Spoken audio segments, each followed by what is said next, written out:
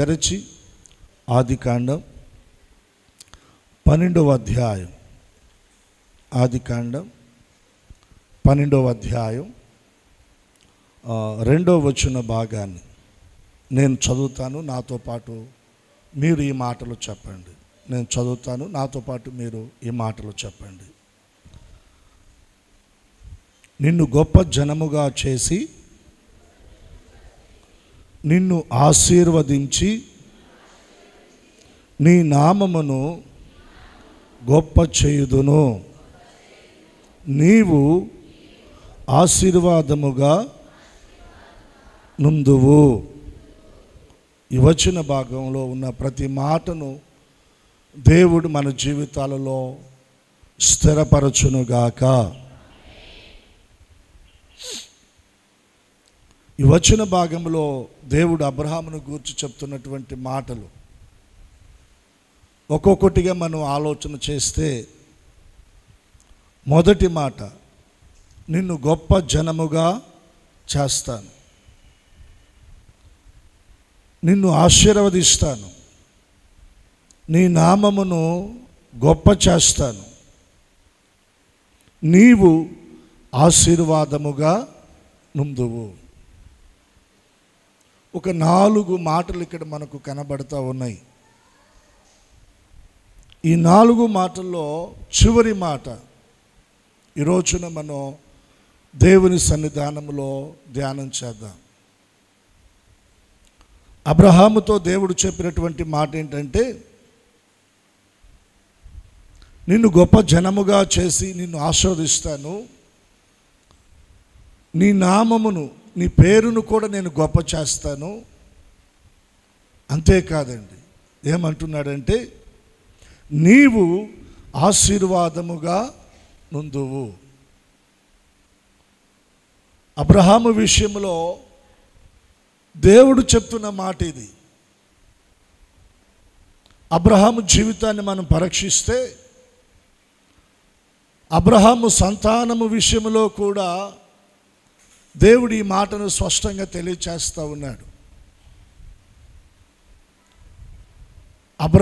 అబ్రహాము సంతానమే కాదు, అబ్రహామును బట్టి, అతని సంతానమును బట్టి దేవుడు భూలోకములోని వంశములను, జాతులను, ప్రజలందరినీ కూడా దేవుడు ఆస్వాదిస్తానన్నాడు. ప్రజలందరినీ కూడా ఆస్వాదిస్తానన్నాడు. ఆ మాట కూడా నేను మీకు జ్ఞాపకం చేస్తాను. 22వ అధ్యాయం ఆదికాండం 18వ వచనాన్ని మనం గమనిస్తే, మరియు నీవు నా మాట వినినందున భూలోకములోని జనములన్నీయు నీ సంతానము వలన ఆశీర్వదింపబడును, నా తోడని ప్రమాణము చేసి ఉన్నానని యెహోవా సెలవిచ్చెను. ఇందాక మనం చదువుకున్న వచన భాగంలో నీవు ఆశీర్వాదముగా నుందువు. ఎవరికి? అబ్రహాము సంతానానికి, తన పిల్లలకు. ఎవరికి? తన కుటుంబానికి. దైవజనులు రమేష్ బాబు అన్నారండి.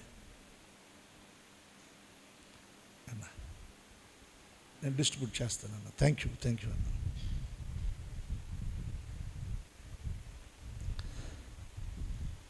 దైవజనులు రమేష్ బాబు అన్న చిన్నగాదుల వారు ఆ ప్రాంతంలో దైవజనులు పరిచర్య చేస్తూ ఉన్నారు. ఒక చోటే కాదు, ఇంకా చాలా ప్రాంతాల్లో దైవజనుని ద్వారా పరిచర్యలు జరిగించబడతా ఉన్నాయి. ఈ మాసంలో 21, 22, 23 3 దినాలు దైవజనులు చిన్నగాదుల వారు ఆ ప్రాంతంలో సభలు ఏర్పాటు చేస్తూ ఉన్నారు. 22వ తారీఖు అక్కడ నేను దేవుని వాక్యం చెప్పడానికి వెళతా ఉన్నాను. సో ఈ సభలను దేవుడు దీవెనకరంగా జరిగించునుగాక. చెప్పండి, అందరూ ఆమేనని చెప్పండి. ఈ వారంలో చాలా సభలు ఉన్నాయండి. ఈ డేట్స్లో 2-3 చోట్ల సభలు జరుగుతున్న పరిస్థితులు ఉన్నాయి. ప్రతి చోట జరిగే ఆ సభలను దేవుడు దీవెనకరంగా జరిగించునుగాక. ఆమేన్. రైట్. అబ్రహాముతో దేవుడు చెప్పినటువంటి మాట, నీవు ఆశీర్వాదముగా నుందువు. ఎవరికి? తన సంతానానికి, తన కుటుంబానికి, తన బంధువులకు. అంత మాత్రమే కాదండి.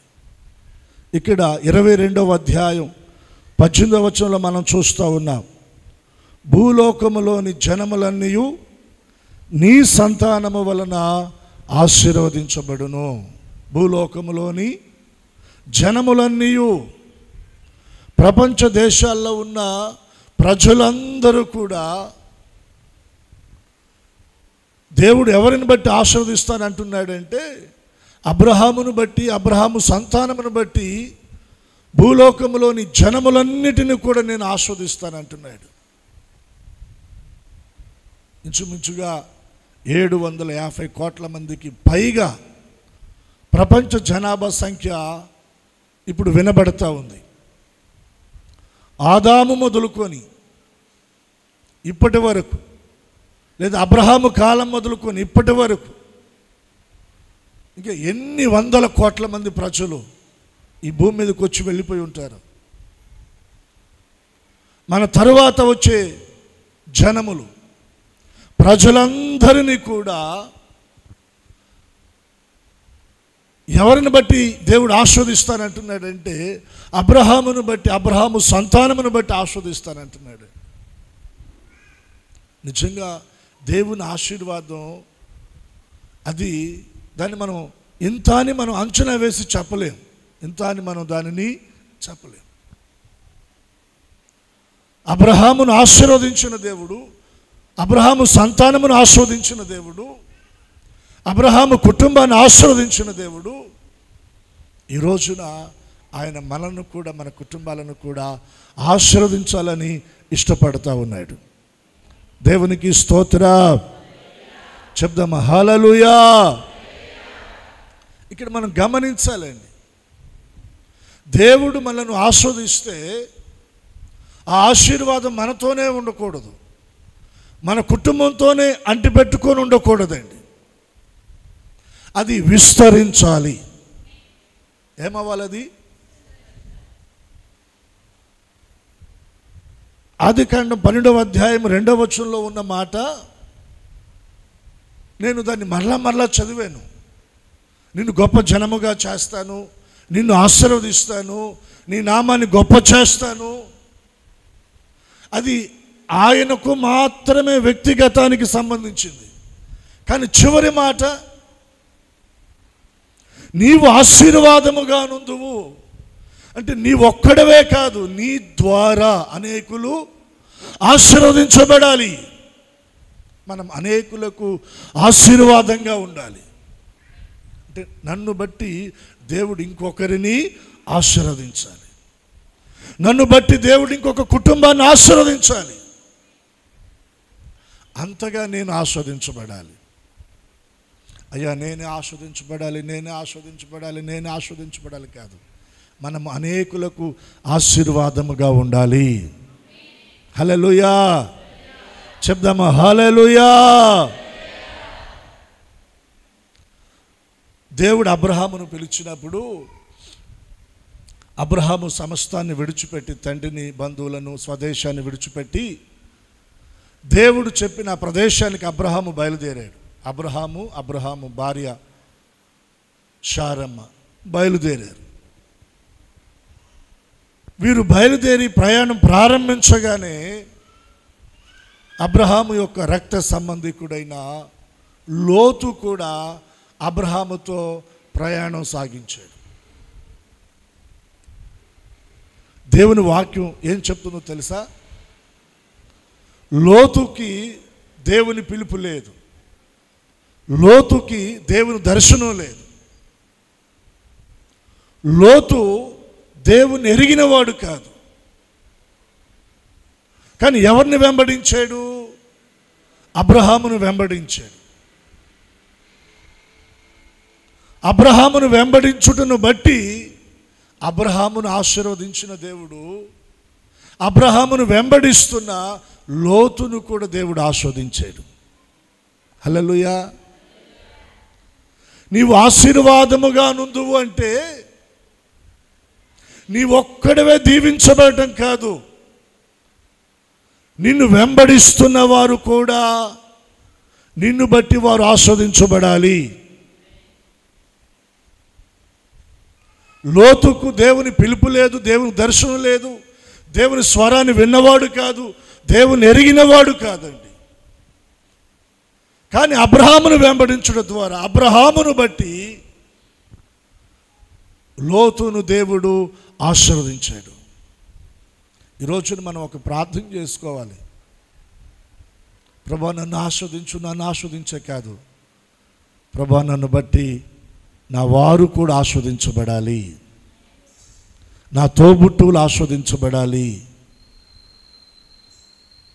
నా బంధువులు ఆస్వాదించబడాలి, నా స్నేహితులు ఆస్వాదించబడాలి, నా ఇరుగు పొరుగు వారు ఆస్వాదించబడాలి. నాతో మాట్లాడుట ద్వారా, నాతో స్నేహము చేయటం ద్వారా, నన్ను వెంబడించడం ద్వారా, నాతో కలిసి పని చేయటం ద్వారా నాతో ఉన్నవారు కూడా ఆస్వాదించబడాలి. వారికి నేను ఒక ఆశీర్వాదంగా ఉండాలి, వారికి నేను ఒక ఆశీర్వాదంగా ఉండాలి. దేవుడు అలా చేస్తాడు. ఆశీర్వాదాన్ని ఒక పరిధిలో ఉంచి అక్కడే మనల్ని ఆపేవాడు కాదండి. మనం ఆస్వాదించబడతాం, మన ద్వారా ఇంకా అనేకులను దేవుడు ఆస్వాదిస్తాడు. మీరు బైబిల్ తెరిచి చూడండి, ఆదికాండం 30వ అధ్యాయం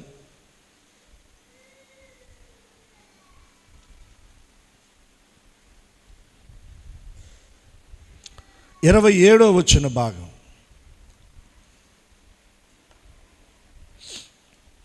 30వ అధ్యాయం 27వ వచనం. అందుకు లాబాను అతనితో, నీ కటాక్షము నా మీదనున్న ఎడల నా మాట వినుము, నిన్ను బట్టి యెహోవా నన్ను ఆశీర్వదించెనని.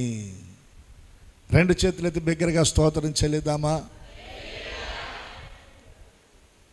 లాబాను ఎవరితో చెప్తున్నాడు? పిల్లనిచ్చిన అల్లుడితో చెప్తున్నాడు, యాకోబుతో చెప్తా ఉన్నాడు. ఏమనంటున్నాడు? నీ కటాక్షము నా మీదనున్న ఎడల నా మాట వినయ్య అని బ్రతులాడుతున్నాడు. నేను వినను మావా, నేను వెళ్ళిపోతాను, నా భార్య బిడ్డలను తీసుకొని నేను వెళ్ళిపోతాను, ఇక్కడ వెట్టి చాకిరి చేస్తున్నా, నా కష్టాన్ని నువ్వు గుర్తించడం లేదు, నా కష్టానికి తగిన ఆ ప్రతిఫలాన్ని నువ్వు నాకు ఇవ్వటం లేదు, నువ్వు నన్ను మోసం చేస్తున్నావు, నేను నీ దగ్గరకు వచ్చిన కాడ నుండి నువ్వు నన్ను మోసం చేస్తూనే ఉన్నావు, నువ్వు నన్ను మోసం చేసిన దేవుడు మాత్రం నన్నేమీ విడిచిపెట్టలా,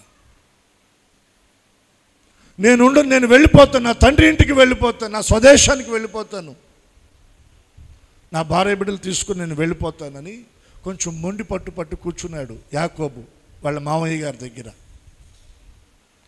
ఇప్పుడు లాబాను యాకోబును బ్రతిమలాడుతున్నాడు. ఏమంటున్నాడు తెలుసా? నీ కటాక్షము నా మీదనున్న ఎడల నా మాట వినయ్య, నా మాట విను, ఒక్క మాట విను, ఒక మాట చెప్తాను విను. సరే చెప్పు అన్నాడు లాబాను. యాకోబు ఆ మాట అనగానే ఇక లాబాను చెప్తున్నాడు. ఏమంటున్నాడు తెలుసా? నిన్ను బట్టి యెహోవా నన్ను ఆశీర్వదించెను. చప్పట్లు కొట్టి దేవుని నామాన్ని గణపరుద్దాం, కొంచెం బలంగా కొడదాం. దేవునికి మహిమ, ఆయనకు మహిమ ఆరోపించబడినట్లుగా చప్పట్లు కొడదాం.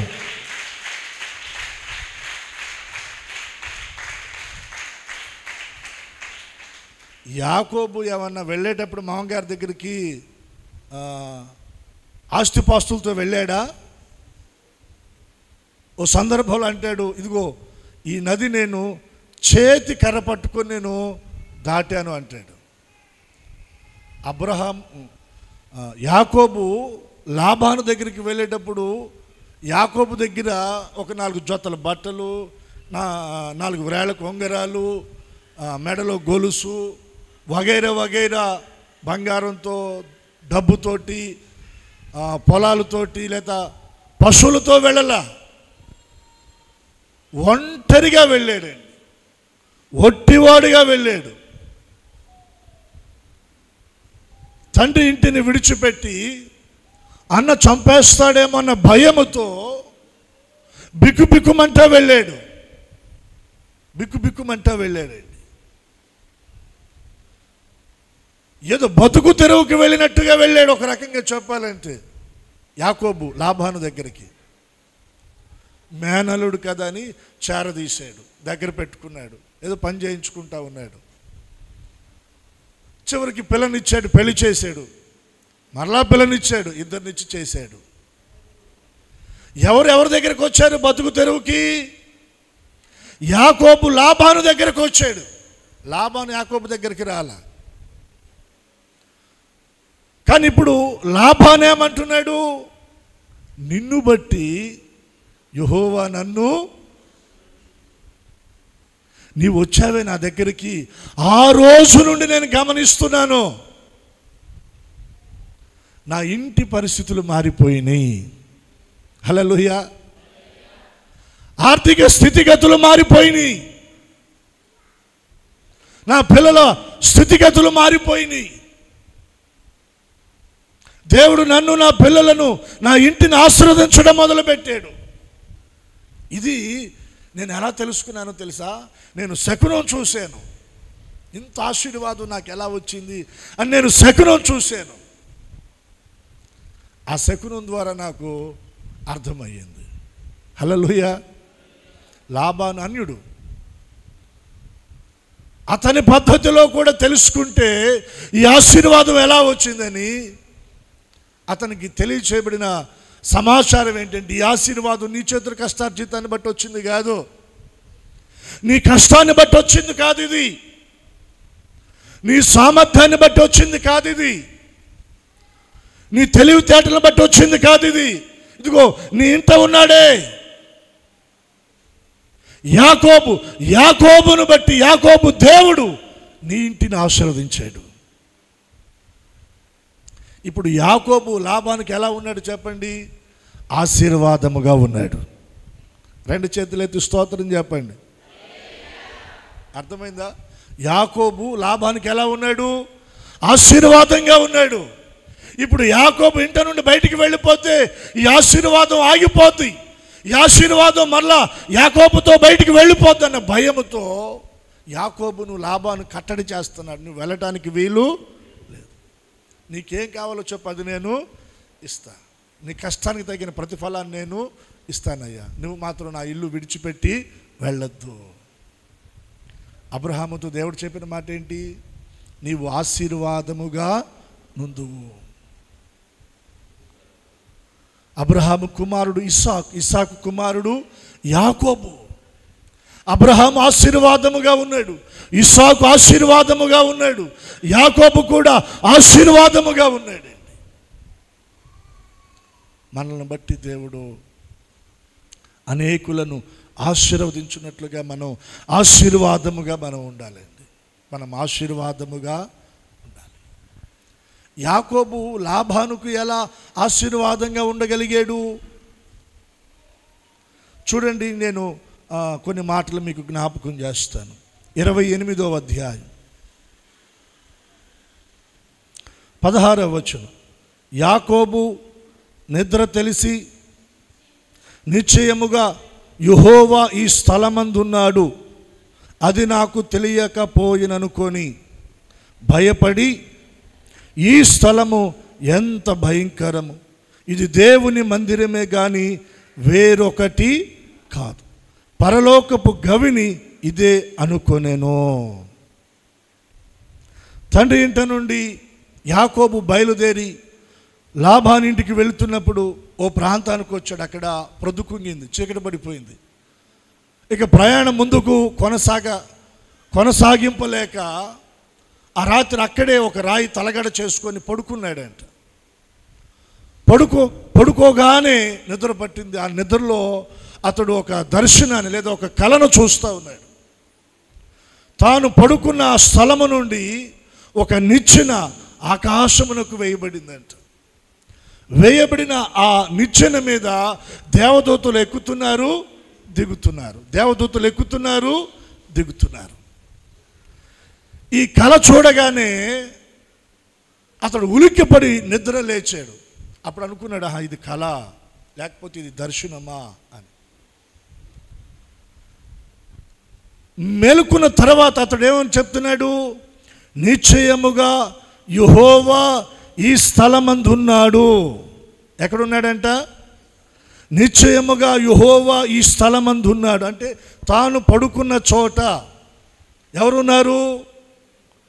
దేవుడున్నాడు. ఈ స్థలములో దేవుడున్నాడు. దేవుని సన్నిధి, ఆయన ప్రసన్నత, ఆయన మహిమ ఇక్కడ ఉంది. ఆ స్థలానికి ఒక పేరు పెట్టాడు. ఏమని? బేతేలు. యాకోబు ఏమంటున్నాడంటే, ఇది దేవుని మందిరమే కానీ వేరొకటి కాదు. దానికి బేతేలు అని పేరు పెట్టాడండి.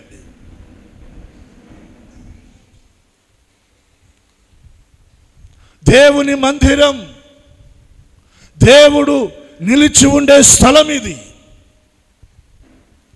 దేవుని సన్నిధి నిలిచి ఉండే స్థలం. అతడు భయపడ్డాడంట. దేవుడున్నాడు ఈ స్థలములో అని యాకోబు భయపడ్డాడంట. ఇక్కడ నేను మీకు చెప్పదలిచిన మాట ఏంటంటే, మనము ఆశీర్వాదముగా ఉండాలి అంటే మనలో దేవుని భయం ఉండాలి. ఏముండాలి? మనలో దేవుని భయం మనలో ఉండాలి. యాకోబు అదే కదా అక్కడ మాట్లాడుతూ ఉన్నాడు. నిశ్చయముగా ఈ స్థలములో దేవుడున్నాడు అని భయపడ్డాడంట. ఇది దేవుని మందిరమే కానీ వేరొకటి కాదు, వేరొకటి కాదు. దేవుడున్న స్థలమునకు దేవునికి యాకోబు భయపడ్డాడు.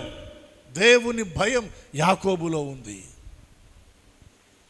ఎవరి హృదయంలో దేవుని భయం ఉంటుందో దేవుడు వారిని ఆశీర్వాదముగా చేస్తాడు. రెండు చేతులెత్తి స్తోత్రం చెల్లిద్దాం. బిగ్గరగా చెప్దామా? నిజంగా దేవుని భయం మన హృదయంలో ఉంటేనండి, దేవుడు మనను గొప్ప చేయటమే కాదు, ఆశీర్వదించటమే కాదు, మన నామాన్ని గొప్ప చేయటమే కాదు, ఆయన మనను ఆశీర్వాదముగా చేస్తాడు. మనమే ఒక ఆశీర్వాదం. మనం ఆస్వాదించబడటం కాదండి, మనమే ఒక ఆశీర్వాదం. లాబాను అదే అంటున్నాడు, నిన్ను బట్టి యెహోవా నన్ను ఆస్వాదించాడు. నువ్వు ఎక్కడుంటే అక్కడ ఆశీర్వాదం.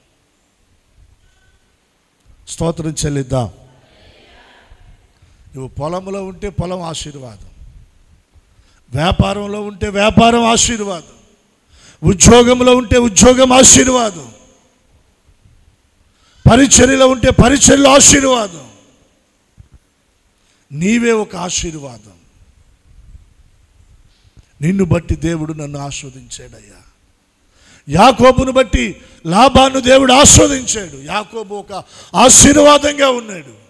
కారణం ఏంటంటే యాకోబులో దేవుని భయం. యాకోబులో దేవుని భయం, దేవుని మందిర భయం, దేవుని సన్నిధి భయం యాకోబు హృదయంలో ఉందండి. ఈ రోజున మనకి దేవుని భయం కావాలి. మన గుండెల్లో దేవుని భయం ఉండాలి. ప్రభువైన యేసుక్రీస్తు వారు సిలువ వేయబడినప్పుడు ఆయనతో కూడా ఇద్దరు దొంగలు సిలువ వేయబడ్డారు. ఎంతమంది వేయబడ్డారు? ఇద్దరు. ఒకరు కుడి వైపున, ఇంకొకరేమో ఎడమ వైపున. ఈ ఇద్దరు దొంగల్లో ఒక దొంగ యేసయ్య వైపు చూచి యేసయ్యతో మాట్లాడుతున్నాడు. ఏమని? నీవు నిజంగా దేవుని కుమారుడవైతే, నీవు క్రీస్తువైతే, నీలో శక్తి ఉంటే, నీలో ప్రభావం ఉంటే నిన్ను నీవు రక్షించుకొని మమ్మను కూడా రక్షించు. సిలువ మీద నుండి నిన్ను నువ్వు రక్షించుకో, మమ్మలను కూడా. అంటే సిలువ మీద నుండి ఇప్పుడు నువ్వు దిగాలి, మమ్మల్ని కూడా ఈ కట్లు విప్పేసి మమ్మల్ని కూడా దించాలి. ఇక్కడి నుంచి మనం పారిపోవాలి, వీరికి దొరకకూడదు అన్నట్టుగా ప్రభుతో మాట్లాడుతూ ఉన్నాడు. ఇలా మాట్లాడుతూ ఉంటే మరొక దొంగ వాని వైపు చూసి ఏమన్నాడు తెలుసా? వాన్ని గద్దించి, నీవు అదే శిక్షావిధిలో ఉన్నావు, దేవునికి నీవు భయపడవా? దేవునికి నీవు భయపడవా? చూస్తారా మాట? లూకా సువార్తలో మనం గమనించగలమండి.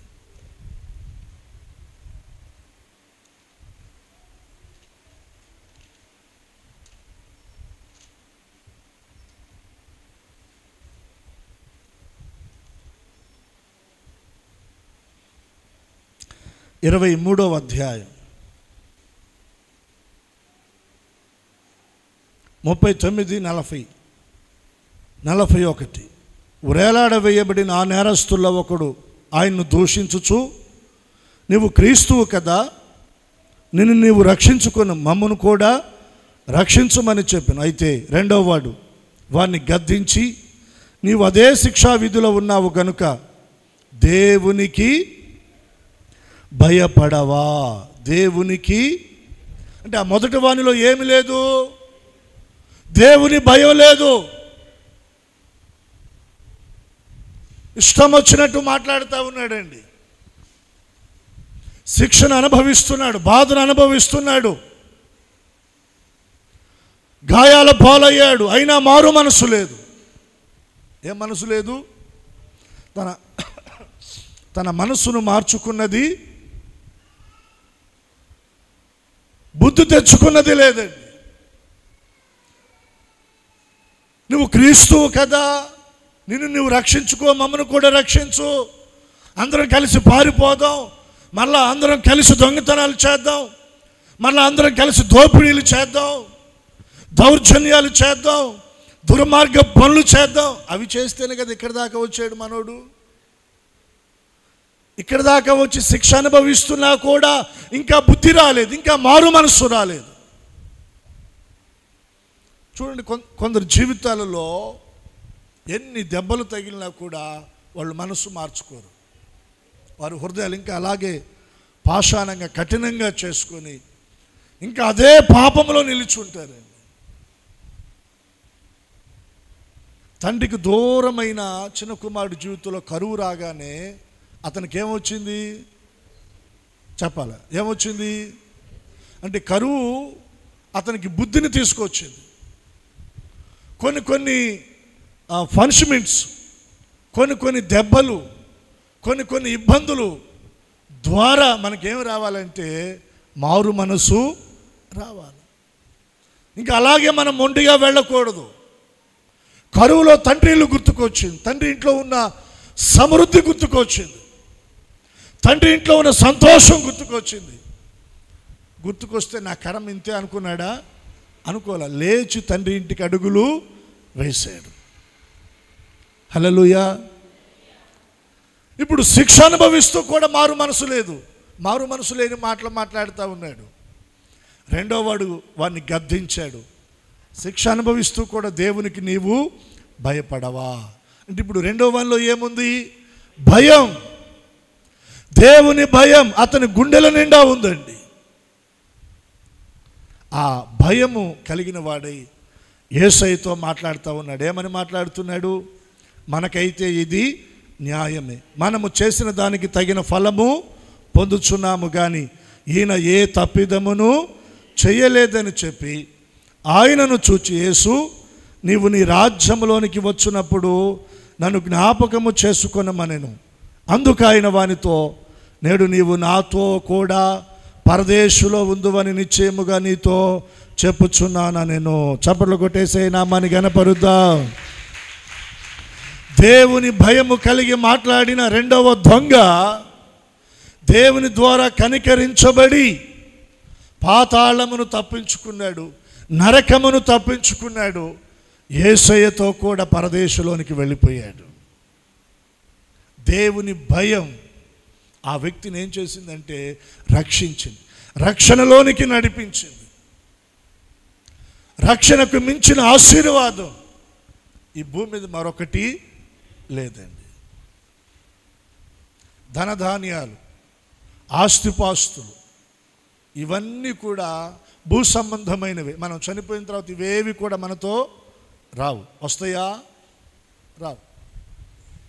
కానీ మనం పొందిన రక్షణ అది మనతోనే ఉంటుంది. మనతో ఉండి మనల్ని ఎక్కడికి తీసుకుని వెళుతుంది? అది పాతాళమును తప్పించి పరలోకానికి, దేవునితో కూడా సదాకాలం ఉండటానికి, నిత్య మహిమలోనికి మనల్ని తీసుకుని వెళుతుంది. హల్లెలూయా. ఎవరు చూసి వచ్చారు పాస్టర్ గారు అని ఆలోచన రాని మాకండి. అది దుష్టు నుండి పుట్టేది.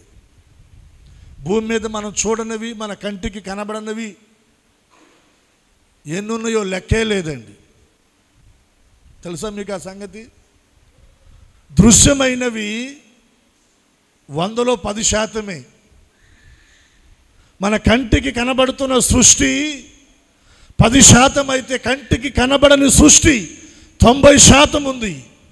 ఇంకా కంటికి కనబడని సృష్టి 90% ఉంది.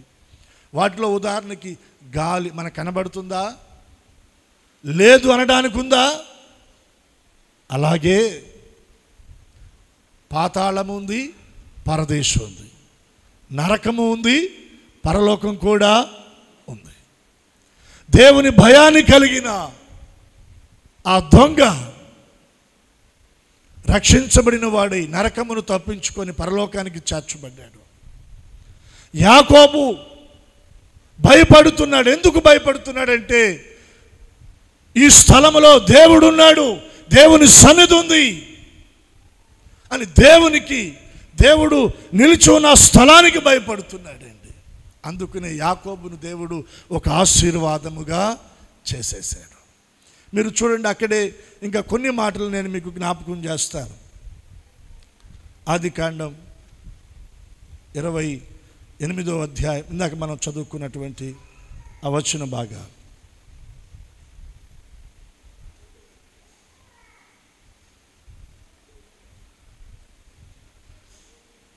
19వ వచనం. మరియు అతడు ఆ స్థలమునకు బేతేలను పేరు పెట్టెను.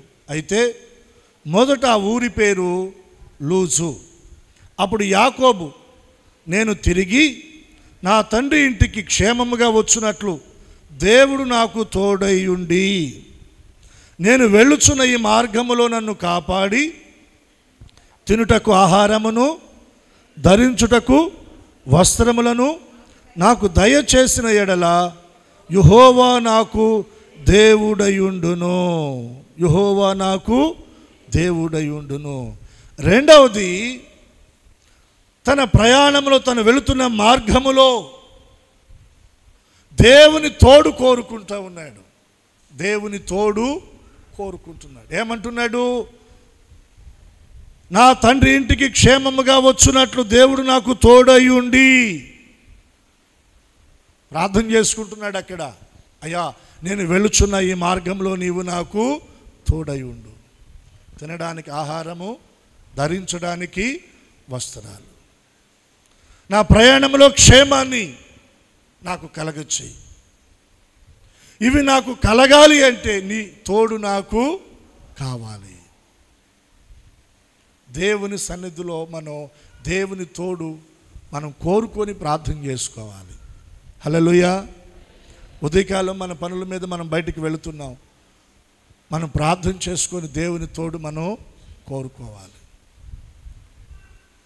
ఒక వ్యాపారం చేస్తున్నాం, దానిలో దేవుని తోడు మనం కోరుకోవాలి. ఓ చేతి పని చేస్తున్నాం, దానిలో దేవుని తోడు కోరుకోవాలి. మనం దేవుని సన్నిధి మనతో కూడా రావాలని మనం కోరుకోవాలి. ఓ చక్కటి ప్రార్థన యాకోబు అక్కడ చేస్తా ఉన్నాడు. నేను వెళ్ళుచున్న ఈ మార్గం అంతటిలో నీవు నాకు తోడుగా రావాలి. మనం కూడా ప్రార్థన చేసుకోవాలండి. అయ్యా నీవు నాకు తోడుగా ఉండు అని. తోడుగా ఉంటాడా ఉండడా? దేవుడు మోషేకు తోడై ఉన్నాడు. మోషేకు తోడై ఉన్నట్లుగానే యెహోషువకు కూడా దేవుడు తోడై ఉన్నాడు. యెహోషువకు తోడై ఉన్న దేవుడే న్యాయాధిపతులకు దేవుడు తోడై ఉన్నాడు. పరాక్రమము కలిగిన బలాఢ్యుడా, యెహోవా నీకు తోడై ఉన్నాడని గిద్యోనుతో దేవుని దూత మాట్లాడింది. న్యాయాధిపతులకే కాదండి, ఆ తర్వాత వచ్చిన రాజులకు, ప్రవక్తలకు దేవుడు తోడై వారిని నడిపించాడు. దేవుడు మనకు తోడై నడిపిస్తే మనం వెళుతున్న మార్గంలో మనకి ఏది కూడా తక్కువ కాదు. భోజనం తక్కువ కాదు, వస్త్రాలు కూడా తక్కువ కాదు. ఆకాశ పక్షులను పోషించిన దేవుడు ఆయన మనలను కూడా పోషిస్తాడు. అడవి గడ్డి పువ్వులను అలంకరించిన దేవుడు ఆయన మనలను కూడా అలంకరిస్తాడు. కీడుల నుండి, ఉపద్రవాల నుండి, మోసాల నుండి, నష్టాల నుండి ఆయన మనల్ని తప్పిస్తాడు, కాపాడుతాడు. యాకోబు ప్రార్థన ఊరకపోలేదండి. లాబాను యాకోబు జీతాన్ని ఎన్ని మార్లు మార్చాడు? 10 మార్లు మార్చాడు. ఎన్ని మార్లు? మోసపోయాడా? నష్టపోయాడా? దరిద్రుడైపోయాడా? లాబానుతో అంటాడు, నీవు నన్ను 10 మార్లు మోసం చేసావు, కానీ నా దేవుడు నన్ను ఒట్టి చేతులతో ఏవి పంపించలేదు. హల్లెలూయా. ఒకవేళ మనుషుల ద్వారా మనం మోసపోవచ్చు, కానీ దేవుడు మనకు తోడై ఉంటే నష్టం అనేది మన జీవితంలో ఉండదు. నిజమండి. మనుషుల ద్వారా మనం మోసగించబడ్డాం, మోసపోయాం. కొంత ధనాన్ని మనం పోగొట్టుకొని ఉండొచ్చు, కానీ దరిద్రం మాత్రం మనం కాలేదు. దరిద్రతలో దేవుడు తీసుకుని వెళ్ళి పెట్టాడా? లేదండి. యాకోబు అంటాడు, 10 మార్లు నువ్వు నన్ను మోసం చేశావు, కానీ నా దేవుడు నన్ను వట్టి చేతులతో పంపించలేదు. భార్య, బిడ్డలు, పనివారు, పశు సంపద, దేవుడు విస్తారంగా నన్ను దీవించాడు. దేవుడు మనకు తోడై ఉంటే మనుషులు ఎన్ని మార్లు మోసం చేసినా మనం ఇంకా దీవించబడుతూనే ఉంటాము. హల్లెలూయా. వారు మోసం చేశారు, వీరు మోసం చేశారు, వాళ్ళ వల్ల వీళ్ళ వల్ల నెట్టని ఎవరి వల్ల మనం పాడైపోవండి. దేవుడు మనకు తోడై ఉంటే అంచెలంచెలుగా మనము ఆస్వాదించబడతాం. బిగ్గరగా దేవునికి 2 చేతులు ఎత్తి స్తోత్రం చెల్లిద్దాం.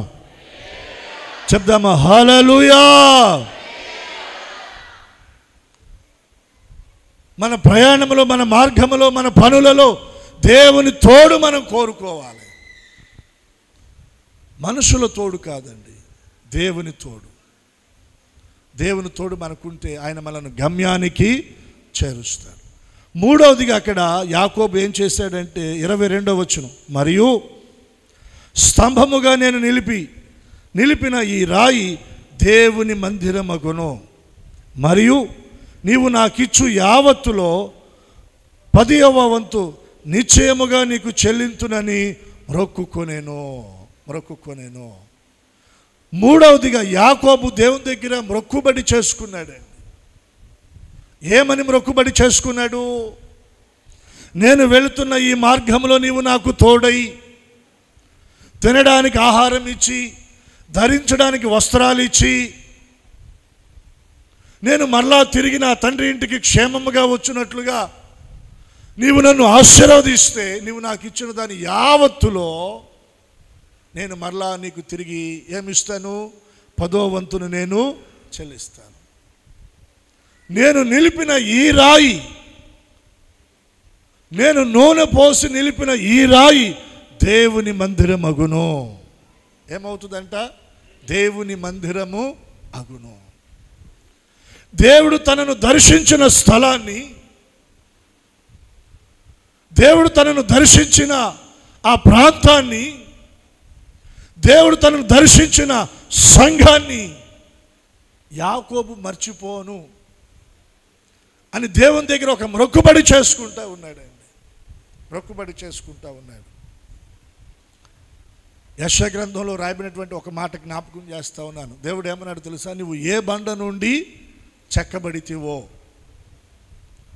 నువ్వు ఏ గుంట నుండి త్రోవబడితివో దానిని నీవు జ్ఞాపకము చేసుకో అంటాడు. దానిని మనం మర్చిపోకూడదు. మర్చిపోతే కృతజ్ఞత రహితులం అవుతామండి. రాత్రి నేను చెప్పాను, కృతజ్ఞత లేని వారమైతే మనం పశువుల కంటే కూడా తక్కువ. పశువులకు కృతజ్ఞత స్థితి ఉంది. ఎద్దు తన కామాందును ఎరుగుతుంది, గాడిద సొంతవాని దొడ్డి తెలుసుకుంటుంది. పశువులు తమ యజమానులకు అవి కృతజ్ఞత కలిగి ఉంటున్నాయి. అయితే ఇశ్రాయేలు ప్రజలైన నా జనులకు తెలివి లేదు అని దేవుడు బాధపడ్డాడు. అక్కడ నా ప్రజలు వివేచింపరు అన్నాడు, వారికి అర్థం కావటం లేదన్నది అని బాధపడ్డాడండి. యాకోబు ఏమంటున్నాడంటే, ఈ స్థలంలో నీవు నన్ను దర్శించావు కదయ్యా, నేను దీనిని మర్చిపోను. నేను మరలా తిరిగి వచ్చినప్పుడు నేను ఇక్కడ నిలబెట్టిన ఈ రాయి దేవుని మందిరం అవుతుంది. దేవుని మందిరము కొరకు, దేవుని మందిర నిర్మాణము కొరకు, దేవుని మందిర పని కొరకు నేను నా కష్టార్జితములో నుండి, నువ్వు నాకు ఇచ్చిన దాని యావత్తులో నుండి కూడా నేనేం చేస్తానంటే 10వ భాగాన్ని వేరు చేసి అది నేను నీకు చెల్లిస్తాను, అది నేను నీకు చెల్లిస్తాను. ఇది కృతజ్ఞత. ఏంటి చెప్పండి? అది కృతజ్ఞత. ఒకటి, యాకోబులో దేవుని భయం ఉంది. రెండవదిగా యాకోబు తన ప్రయాణంలో దేవుని తోడు కావాలని ప్రార్థన చేసుకున్నాడు. మూడవదిగా, నీవు నన్ను దీవిస్తే నువ్వు నాకు ఇచ్చిన దాని యావత్తులో కూడా 10వ భాగాన్ని నేను తిరిగి మరలా మందిరంలో నేను దానిని చెల్లిస్తానని కృతజ్ఞత కలిగిన వాడై మొక్కుబడి చేసుకుంటా ఉన్నాడు. కృతజ్ఞత కలిగిన వారిని దేవుడు ఉన్నత శిఖరాగ్రాలకు ఆయన తీసుకొని వెళ్తాడండి. ఎవరి పట్ల కృతజ్ఞత ఉండాలి? ఒకటి, దేవుని పట్ల మనం కృతజ్ఞత కలిగి ఉండాలి. రెండవదిగా, మనకు జన్మనిచ్చిన తల్లిదండ్రుల విషయంలో మనం కృతజ్ఞత కలిగిన వారంగా ఉండాలి. దేవుని సేవకుని పట్ల, సంఘము పట్ల, పరిచర్య పట్ల మనం కృతజ్ఞత కలిగి ఉండాలి. కృతజ్ఞత కలిగి మనం జీవించాలి. ఇంకా చెప్పాలంటే, మన జీవితంలో ఎవరు మనకు ఉపకారం చేశారో, ఎవరు మనకు సహాయాన్ని చేశారో వారిని ఎప్పటికీ కూడా మనము మర్చిపోకూడదు. పెద్దవాళ్ళు అంటారు, అన్నం పెట్టిన చేతిని, దారి చూపిన వ్యక్తిని ఎప్పటికీ కూడా మనం మర్చిపోకూడదండి. మర్చిపోకూడదు. వారి పట్ల మనం కృతజ్ఞతా భావాన్ని కలిగి ఉండాలి. కృతజ్ఞతా భావాన్ని కలిగిన వారమై మన వైపు నుండి మనం చేయగలిగిన ఆ సహాయాన్ని మనం చేయాలి. దానిని దేవుడు చూస్తాడు. దేవునికి 2 చేతులెత్తి స్తోత్రం చెల్లిద్దాం. మందిరము పట్ల నీవు కృతజ్ఞత కలిగి ఉండాలి.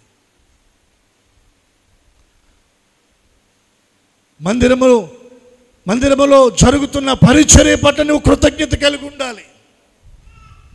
మందిరాన్ని బట్టి, మందిరంలో జరుగుతున్న పరిచర్యను బట్టి, ఆ పరిచర్య ద్వారా ప్రకటించబడుతున్న సువార్త ద్వారా నీవు దర్శించబడ్డావు, నీ కుటుంబం దర్శించబడింది, నువ్వు రక్షించబడ్డావు, నువ్వు దీవించబడ్డావు, ఈరోజున క్షేమంగా నీవు ఉన్నావు.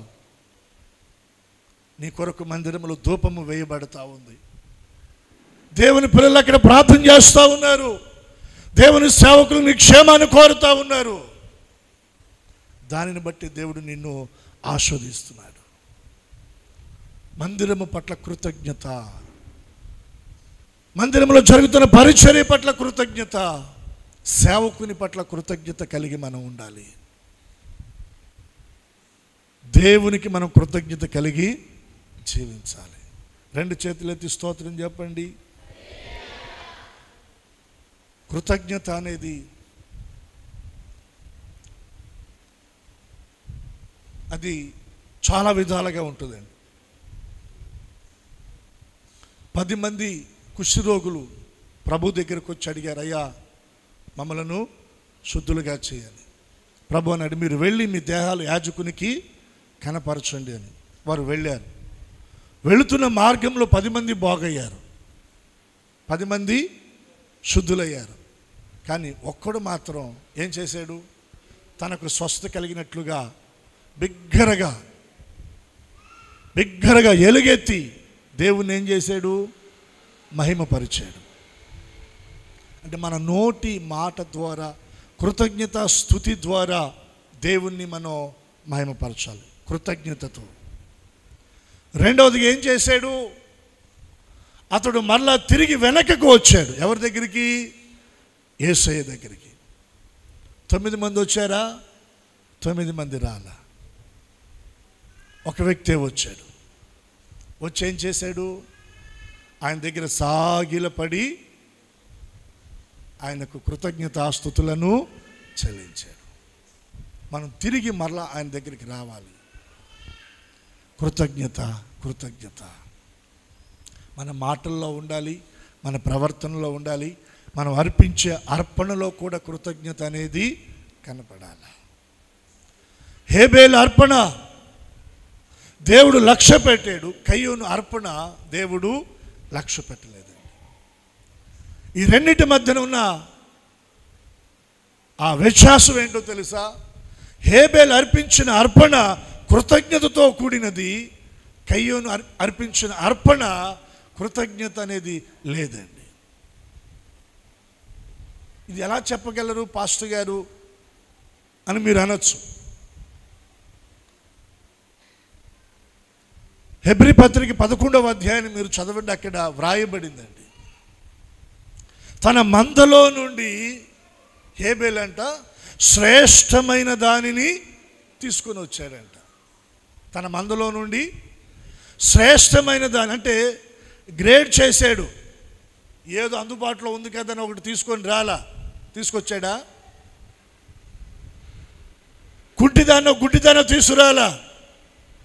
తన మందలో నుండి శ్రేష్టమైనది, నేను నా దేవునికి ఇచ్చే అర్పణ ఎలా ఉండాలంటే అది శ్రేష్టమైనదిగా ఉండాలి. లోపం ఉండకూడదు, కుంటిదిగా ఉండకూడదు, గుడ్డిదిగా ఉండకూడదు. అది క్రొవ్వినదై బలమైనదై శ్రేష్టమైనదిగా ఉండాలని హేబేలు తన మందలో నుండి శ్రేష్టమైన దానిని తీసుకొచ్చి అర్పించాడంట. ఈ మాట కయ్యూను అర్పణలో మనకు కనబడదండి. కయ్యూను అర్పణలో కనబడదు మనకి. అందుకని నేను అంటున్నాను, హేబేలు అర్పించిన అర్పణలో ఏముందంటే కృతజ్ఞత. దేవుడు నన్ను ప్రేమించాడు, నన్ను దీవించాడు, నా పనుల్లో నాకు తోడుగా ఉన్నాడు, నా చేతుల కష్టార్జితాన్ని ఆస్వాదించాడు, నా మందను దీవించాడు, నా మందను విస్తరింపచేశాడు. నా దేవునికి నేను ఇచ్చే కానుక అది శ్రేష్టమైనదై ఉండాలి, శ్రేష్టమైనదై ఉండాలి అని ఆ కృతజ్ఞత భావముతోటి హేబేలు దేవునికి అర్పణ ఇచ్చాడు. హేబేలు అర్పణ దేవుడు లక్ష్య పెట్టాడు, కయ్యూను అర్పణ దేవుడు లక్ష్య పెట్టలేదు. అందుకనే పౌలు అంటాడు, మీరు దేవునికి ఇచ్చేటప్పుడు ఎలా ఇవ్వాలంటే ఉత్సాహంగా ఇవ్వాలంట. ఎలా ఇవ్వాలి చెప్పండి కొంచెం. ఆ మాటలోనైనా ఆ ఫీల్ కనబడాలి. దేవునికి ఇచ్చేటప్పుడు ఎలా ఇవ్వాలి? ఉత్సాహంతో ఇవ్వాలంటే. అంటే నువ్వు ఉత్సాహంగా సంతోషంగా ఇస్తే ఆ అర్పణ దేవుడు లక్ష్య పెడతాడు.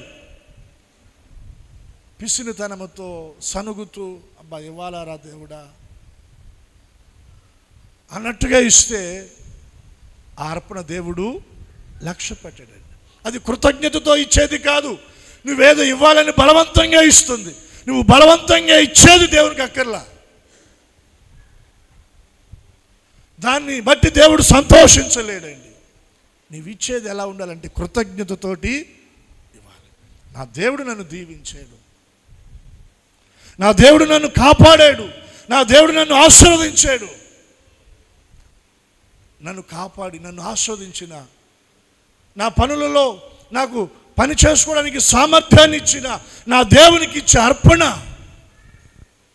అది కృతజ్ఞతతో నేను ఇవ్వాలి, సంతోషంగా ఇవ్వాలి, ఉత్సాహంగా ఇవ్వాలని మనం అటువంటి మనసుతో ఇస్తే ఆ అర్పణను బట్టి దేవుడు సంతోషించి ఆ అర్పణను దేవుడు లక్ష్య పెడతాడండి. కయ్యూను అర్పణలు అది మనకి కనపడదు. అందుకనే కయ్యూను అర్పణ దేవుడు లక్ష్య పెట్టలా, దాన్ని పక్కకు నెట్టేశాడండి. పౌలు అదే స్పష్టంగా తెలియచేశాడు. మీరు పిసినితనముతో ఇవ్వద్దు, బలవంతంగా ఇవ్వద్దు, సనుగుతూ కూడా ఇవ్వద్దు. యాకోబు తను దేవుని దగ్గర మొక్కుబడి చేసుకున్నాడు. నువ్వు నాకు ఇచ్చిన యావత్తులో కొంతలో కాదండి, సగంలో కాదు, యావత్తులో నువ్వు నాకు ఎంత ఇస్తే అంతలో నేను 10వ వంతు తీస్తానయ్యా. అది మందిరం కొరకు నేను ఇస్తాను ప్రభా. మందిరంలో ఆహారం ఉండునట్లుగా ఇస్తానయ్యా. మందిరంలో పరిచర్య జరుగునట్లుగా ఇస్తానయ్యా. 10వ వంతు ఇస్తే యాకోబుకు తక్కువైపోయిందా? ఎక్కువైపోయింది. చప్పట్లు కొట్టి దేవుని నామాన్ని ఘనపరుద్దాం. నిజమండి. ఏదైనా మన వాళ్ళు అంటారు, తింటే దాని రుచి తెలుస్తుంది, అనుభవిస్తే ఆ ఫీల్ అర్థమవుతుంది. దేవునికి ఇస్తే ఆశీర్వాదం తెలుస్తుంది అండి. దేవుడు మనకు ఇచ్చిన దానిలో మనం దేవునికి 10వ వంతును ఇవ్వగలిగితే ఆ మిగిలిన దాన్ని దేవుడు ఆస్వాదిస్తాడు. అది నీ ఇంటిలో తరగని నిధిగా అలా ఉండిపోతుందండి. హల్లెలూయా చెప్దామా? హల్లెలూయా. ఎలా తరగని నిధిగా ఉంటుంది?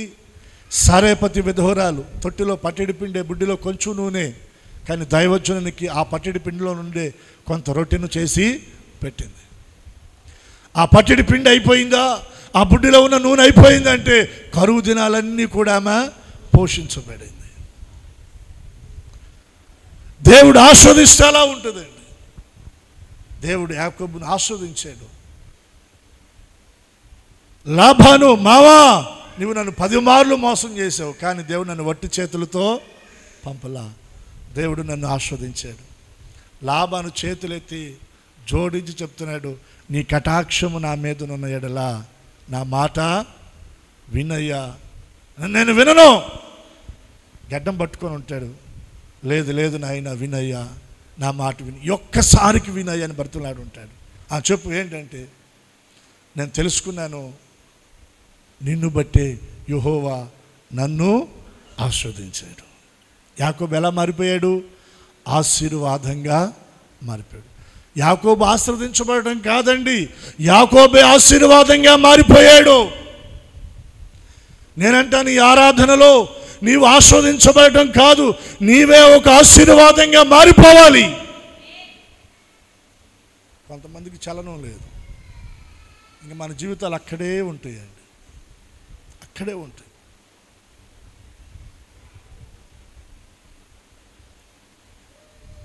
దేవుడు మనల్ని దీవించాలని ఒక ఆశీర్వచనపు మాటను దేవుడు అలా మన ఒడిలోనికి వేస్తూ ఉన్నప్పుడు మనం ఏం చేయాలి? దాన్ని కనీసం క్యాచ్ పట్టపోయినా ఒడైనా పట్టాలిగా. దేవుడా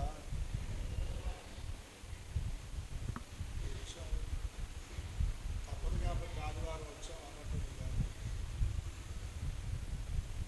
నీవు ఆశీర్వదించబడటం కాదు, నీవే ఒక ఆశీర్వాదంగా ఉండాలి. ఇది చాలా లోతైన మాట అండి. ఏదో మనం అరాకొర దీవించబడటం కాదు. యాకోబు మాత్రమే ఆస్వాదించబడటం కాదండి, యాకోబును బట్టి లాబాను అంటున్నాడు, అయ్యా నిన్ను బట్టి దేవుడు నన్ను ఆస్వాదించాడయ్యా, నీవు నా ఆశీర్వాదం. ఇప్పుడు యాకోబును కాపాడుకోవాల్సింది ఎవరు?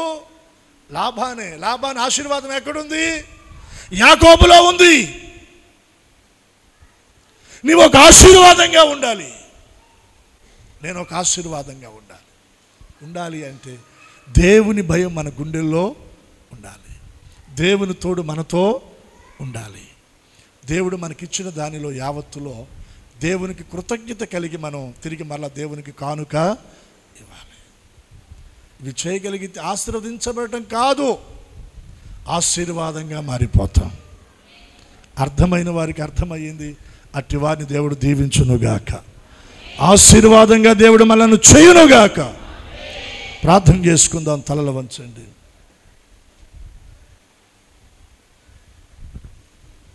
ఒక 2 నిమిషాలు మోకరించగలిగిన వారు మోకరించండి.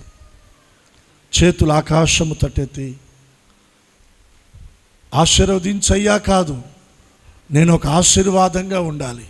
అబ్రహాముతో దేవుడు చెప్పాడు, నీవు ఆశీర్వాదముగా నుందువు, నీవు ఆశీర్వాదముగా నుందువు, నీవు ఆశీర్వాదముగా నుందువు. నీవు ఆస్వాదించబడటం అన్నది అది ఒక సామాన్యమైన మాట. నువ్వు ఆస్వాదించబడటం కాదు, నీవే ఒక ఆశీర్వాదంగా మారిపోవాలి. నీ కుటుంబంలో, నీ తోబుట్టువుల మధ్యన, నీ తల్లిదండ్రులకు, నీ పిల్లలకు, నీ స్నేహితులకు, నీ బంధువులకు నీవు ఒక ఆశీర్వాదంగా మారిపోవాలి. నిన్ను బట్టి దేవుడు నీ కుటుంబాన్ని ఆశీర్వదించాలి, ఆశీర్వదించాలి. నీ తోబుట్టువులను దేవుడు ఆశీర్వదించాలి, నీ బంధువులను దేవుడు ఆశీర్వదించాలి. నీవే ఒక ఆశీర్వాదం, నీవే ఒక ఆశీర్వాదం, నీవే ఒక ఆశీర్వాదంగా మారిపోవాలి. చేతులెత్తి అడుగుదామా, యేసయ్యా నన్ను ఒక ఆశీర్వాదముగా చేయండి అయ్యా, నేను ఒక ఆశీర్వాదముగా ఉండాలి నాయనా. నోరు తెరిచి కొంచెం బిగ్గరగా అడుగుదామా, ప్రభు దగ్గర అడుగుదామా. అందరం చేతులు పైకెత్తి ప్రభు దగ్గర అడుగుదామా. అందరం ఒక్కసారి చేతులెత్తి, యేసయ్యా నేను ఒక ఆశీర్వాదముగా ఉండాలి నా కుటుంబంలో, నేను ఒక ఆశీర్వాదముగా ఉండాలి సమాజములో, నేను ఒక ఆశీర్వాదముగా ఉండాలి సంఘములో, నేను ఒక ఆశీర్వాదముగా ఉండాలయ్యా, నేను ఒక ఆశీర్వాదముగా ఉండాలి. యాకోబు వలె లాబాను పలికినట్లుగా నాయన నన్ను గూర్చి కూడా నాయన పలకబడాలి ప్రభు. ఒక ఆశీర్వాదముగా నన్ను చేయండి నాయన, ఒక ఆశీర్వాదముగా చేయండి, ఒక ఆశీర్వాదముగా నేను ఉండాలని కోరుకుంటున్నాను తండ్రి. దేవుని భయం మన హృదయంలో కలిగి మనం జీవిద్దాం. దేవుని భయం మన హృదయంలో ఉండాలి, దేవుని భయం మన గుండెల్లో ఉండాలి. ఇది దేవుడు నిలిచిన స్థలం, ఇది దేవుని సన్నిధి, ఇది దేవుని మందిరం అన్న భయం మనలో ఉండాలి. దేవుని తోడు మనం కోరుకుందాం. అయ్యా నీవు నాకు తోడుగా ఉండండి, నాతో కూడా మీరు ఉండండి అయ్యా. తండ్రి తండ్రి నీవు నాకు ఇచ్చిన దాని అంతటిలో కృతజ్ఞత కలిగిన ఆయన నీకు నేను అర్పణ అర్పిస్తాను. ఆ కృప నాకు ఇవ్వండి అయ్యా అని ప్రార్థన చేసుకుందాం. పరిశుద్ధ తండ్రి నాయన మీకు వందనాలు స్తోత్రాలు చెల్లిస్తున్నా. ఈ ఉదయకాలపు ఆరాధనలో తండ్రి మీరు మాతో మాట్లాడుతూ వచ్చు. ప్రతి మాట మా హృదయాలలో ఫలభరితంగా చేయండి. దేవుని భయాన్ని కలిగి మీ తోడును కోరుకొని మీ ఎడల మేము కృతజ్ఞత కలిగిన వారమై అర్పణ అర్పించే ఆ అనుభవాన్ని మాకు అనుగ్రహించండి. ఈ అనుభవాల్లో మమ్మల్ని స్థిరపరిచి దీవించండి. అబ్రహాముతో మీరు చెప్పారు నీవు ఆశీర్వాదముగా నుందువని. అబ్రహామును బట్టి అతని సంతానమును బట్టి భూలోకములోని జనములన్నీ మీరు ఆస్వాదించారయ్యా. లాబానుకు యాకోబు ఆశీర్వాదముగా ఉన్నాడు తండ్రి. మేము కూడా అనేకులకు ఒక ఆశీర్వాదముగా ఉండునట్లుగా మమ్మలను దీవించి మహిమ పొందమని యేసు ఘననామమున ప్రార్థించి అడుగుచున్నాము తండ్రి. చెప్దామా ఆమేన్. సంతోషంగా అందరం 2 చేతుల దేవునికి బిగ్గరగా స్తోత్రించాలి.